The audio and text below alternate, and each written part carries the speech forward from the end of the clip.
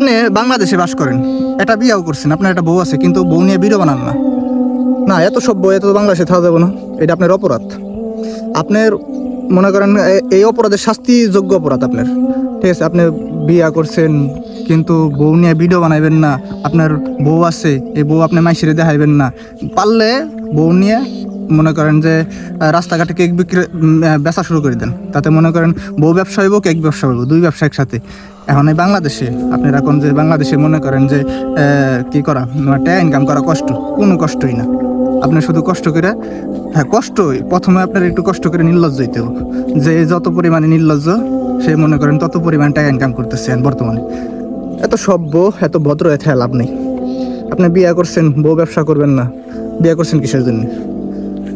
বিয়ে করছেন আপনার বউ ব্যবসা করতে হবে। এখন আমাকে বর্তমানে যে সময়, এই সময়ে যদি আপনি আপনার বউরে আপনি ঘরে আটকাই রাখেন, এটা তো অপরাধ।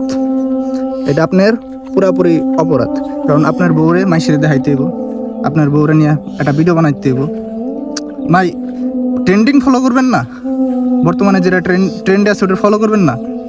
ট্রেন্ডিং ফলো করতে হইব ভাই। ট্রেন্ডিং ফলো করলেই মনে করেন আপনি পুরাই হিট। আপনার বউরে যদি আপনি মাইসিরে দেখান, আপনার অ্যাকাউন্টে লাখ লাখ টাকা ঢুকতেছে, লস কি? সমস্যা কি? এত ভদ্র সভ্য ওই সকালবেলা অফিসে যাবেন, আবার বিকালবেলা চলে আসবেন, এটা কোনো জীবন হইলো ভাই?